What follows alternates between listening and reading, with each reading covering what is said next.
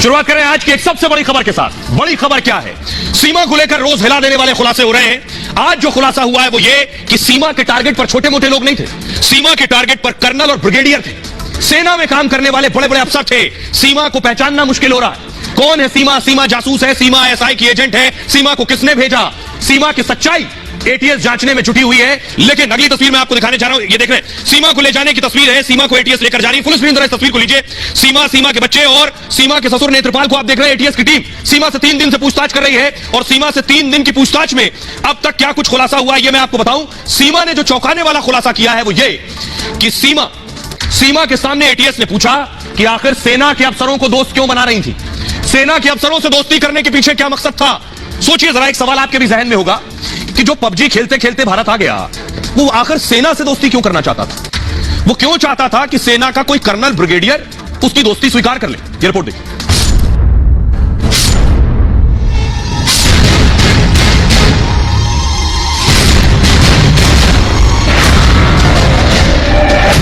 ATS ने जाल बिछाया तो धीरे धीरे पाकिस्तानी सीमा के सारे सच सामने आने लगे। हिंदू बनने की कहानी और सचिन की प्रेम दीवानी जैसे उसके सारे दावे झूठे नजर आने लगे। मेरे पास कुछ भी नहीं है जाने को। दूसरी बात, मेरे और मेरे बच्चों की जान को भी खतरा है, तो इसलिए मैं बिल्कुल नहीं जाना चाहती। मैं यहाँ की जेल में जिंदगी बिता लूंगी, मैं वापस नहीं जाऊंगी। अगर सीमा सिर्फ एक हिंदू लड़के के प्यार में भारत आई तो सेना के अधिकारियों से आखिर क्यों दोस्ती कर रही थी? क्या सीमा के टारगेट पर देश की सेना के कर्नल, ब्रिगेडियर और मेजर थे? सीमा क्यों सेना के बड़े बड़े अफसरों से दोस्ती करना चाहती थी? सीमा के टारगेट पर कैसे भी देश की राजधानी दिल्ली तक पहुंचना था। इसके लिए सीमा ने फर्जी अकाउंट बनाए, देश की सेना के कई अफसरों को दोस्ती की रिक्वेस्ट भेजी। एटीएस की पूछताछ में हर रोज सनसनीखेज खुलासे हो रहे हैं। भाई अब मैं आपको बताने जा रहा हूं, सीमा के टारगेट पर अफसर थे तो सीमा उन्हें कैसे टारगेट कर रही थी, क्या तरीका था सीमा का। आखिर भारत के सेना के अफसरों को से दोस्ती सीमा को क्यों करनी थी?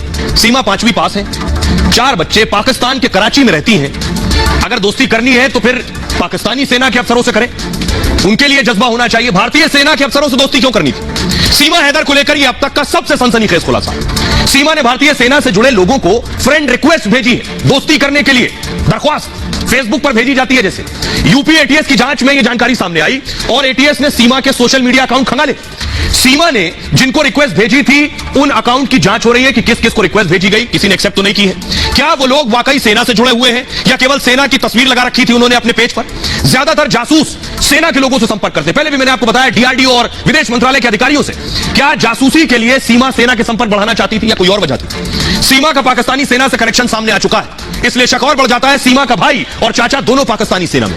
एटीएस ने जब सीमा से उसके भाई को लेकर सवाल किया तो सीमा ने भाई के सेना में होने पर चुप्पी साध ली। मंगलवार को एटीएस ने सीमा से 11 घंटे तक पूछताछ किया, तीसरा दिन हो गया। एटीएस सीमा को पॉलीग्राफी टेस्ट भी करा सकती है। सीमा का क्या पॉलीग्राफी टेस्ट होगा तभी सच सामने आएगा।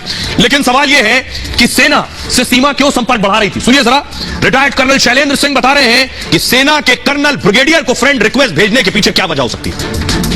सीमा हैदर केस में कहीं कुछ गड़बड़, क्योंकि जिस तरीके से वो आई है, जिस तरीके से उसका कंडक्ट रहा है, जिस तरीके से उसके डॉक्यूमेंट्स को अब एटीएस यूपी की जो है वो चेक कर रही है, उसकी प्रोफाइल्स को चेक कर रही है, उसके इंस्टाग्राम अकाउंट्स को चेक कर रही है, तो हर जगह कोई ना कोई वेरिएशन पाई जा रही है। साथ ही साथ जिस तरीके से उसने शुरुआत करी थी कि उसका भाई आर्मी में है लेकिन लोअर रैंक पर है, और अब उसकी जो चुप्पी है वो भी अपने आप में एक खबर बनती चली जा रही है। मुझे लगता है इसके ऊपर हमें कंसर्न होना चाहिए और उसमें देखा जाए कि यस, उसकी सच्चाई क्या है, क्योंकि हमारा देश सच्चाई की इज्जत करता है, ईमानदारी की इज्जत करता है, ह्यूमैनिटेरियन होने की इज्जत करता है। प्यार हमारे यहाँ अपने आप में बहुमूल्य है, लेकिन मेरे देश से ज्यादा नहीं। शैलेंद्र सिंह कह रहे हैं देश से ज्यादा इंपॉर्टेंट कुछ भी नहीं। जब बात देश की होगी तो कोई दूसरी बात नहीं हो सकती। सीमा पर सवाल उठ रहे हैं, एक और सवाल उठ रहा है। मैंने आपको बताया सीमा फेसबुक रिक्वेस्ट भेज रही थी सेना के अफसरों को, यह सच है। सीमा के 1-2 नहीं, देखिए जरा फेसबुक आईडी, सीमा हैदर, सीमा हैदर, सीमा हैदर, सीमा हैदर मीना, सीमा हैदर पाकिस्तानी, सीमा हैदर, सीमा हैदर, सीमा हैदर। दर्जनों सीमा हैदर के नाम से फेसबुक आईडी है, फुल स्क्रीन लीजिए, और सब में हर आईडी में देखिए सीमा की तस्वीर लगी है। हर आईडी में सीमा की तस्वीर है, एक ही चेहरा है। किसी में सीमा सचिन है, किसी में सीमा अकेली है, किसी में सीमा सचिन के साथ है, सब एक नाम से आईडीज है। ये सारी सीमा की आईडी है या ये सब फर्जी फेक आईडीज है? सीमा से सवाल पूछा गया, उनकी आईडी से जुड़ा। देखिए सारी आईडीज मैं आपको फेसबुक की दिखाने जा रहा हूं, 1-2 नहीं है। देखिए 35 आईडी है सीमा की फेसबुक अकाउंट पर, 35 आईडी है। क्या ये सब सीमा की है? हर आईडी की प्रोफाइल में सीमा की फोटो लगी है, सभी आईडी में सीमा का वीडियो डाले गए हैं। सवाल उठ रहा है कि सीमा ने इतनी आईडी क्यों बनाई? क्या लोगों से जुड़ने के लिए सीमा ने ऐसा किया? क्या जांच एजेंसी को कंफ्यूज करने की कोशिश थी? सीमा हैदर का इंस्टाग्राम पर भी अकाउंट है। इंस्टाग्राम पर सीमा ने 9 बार अपना नाम बदल दिया, 9 बार। कोई भला क्यों 9 बार नाम बदलेगा? सीमा हैदर सचिन समेत 16 लोगों को फॉलो करती थी। सीमा भारत की खबर पर पैनी नजर रखती थी, 5वीं पढ़ी खबर पर इतनी पैनी नजर कि भारत की न्यूज एजेंसी एएनआई को भी फॉलो करती थी। बागेश्वर धाम महादेव से जुड़े अकाउंट को भी फॉलो कर रही थी सीमा। सचिन ने भी इंस्टाग्राम पर अकाउंट बना रखा था, लेकिन आईडी में अपनी कोई तस्वीर नहीं लगाई। सचिन ने फेसबुक और इंस्टाग्राम पर वो प्राइवेट कर रखा था। सोशल मीडिया यूजर भी सीमा पर सवाल उठा रहे हैं। ज्यादातर लोग सीमा के आने को जासूसी से जोड़ रहे हैं। पूरे मामले की सख्ती से जांच की मांग हो रही है कि जांच की जानी चाहिए पूरे मामले की। सुनिए जरा, एक्स डीजीपी विक्रम सिंह साहब से एक सवाल है। सीमा का पासपोर्ट फर्जी, सीमा का आधार फर्जी, सीमा का आईडी कार्ड पहचान पत्र फर्जी और ये फेसबुक अकाउंट फर्जी, सब फर्जी है। उसके बाद भी वो आदमी सच्चा कैसे हो सकता है? एक्स डीजीपी विक्रम सिंह साहब क्या कह रहे हैं? सीमा लाख कोशिश कर ले, एटीएस पूरी तरीके से एक प्रशिक्षित और टेक्नो सेवी फोर्स है और इस प्रकार के लोगों, आईएसआई एजेंटों और राष्ट्र विरोधी तत्वों से पूछताछ करना उसके लिए बाएं हाथ का काम है। उसके अधिकारी पूरी तरीके से प्रशिक्षित हैं, न केवल भारत में बल्कि विदेशों में। सर्वोच्च सुरक्षा एजेंसियों से उनका संपर्क है और सामान्य प्रशिक्षण में सब एक साथ प्रशिक्षण भी लेते हैं। तो सीमा के अगर किसी तरह का कोई पोल है या कहानी में कोई कमी है, वो एटीएस अधिकारियों के सामने जल्द से जल्द आ जाएगा। कोई इस गलतफहमी में न रहे कि सीमा एटीएस अधिकारियों को मूर्ख बना सकती है। विक्रम सिंह साहब कह रहे थे एटीएस के सवालों के जवाब देने होंगे। एटीएस देश की बड़ी एजेंसी है जो बड़े बड़े आतंकियों को पकड़ती है, फिर सीमा क्या है? लेकिन एक सवाल है, जो मैंने शुरू में कहा कि सब कुछ फर्जी है, आधार फर्जी है, पासपोर्ट फर्जी है, तो सवाल क्यों ना पूछा जाए, हिंदुस्तान का कोई नागरिक हो जिसके पास फर्जी निकला है, उसको क्या सजा मिलती है बताइए? जेल। पासपोर्ट फर्जी तो जेल, आधार फर्जी तो जेल, यहां सीमा का सब फर्जी। देखिए, सिर्फ प्यार के नाम पर सीमा को हर मामले में बरी नहीं किया जा सकता। पाकिस्तानी पासपोर्ट, सीमा हैदर के पास से 2 पाकिस्तानी पासपोर्ट मिले, दोनों पासपोर्ट सीमा हैदर के नाम से ही थे। पहले पासपोर्ट का नंबर है HZ000421, इसमें सीमा की जन्मतिथि लिखी है 1/1/2002।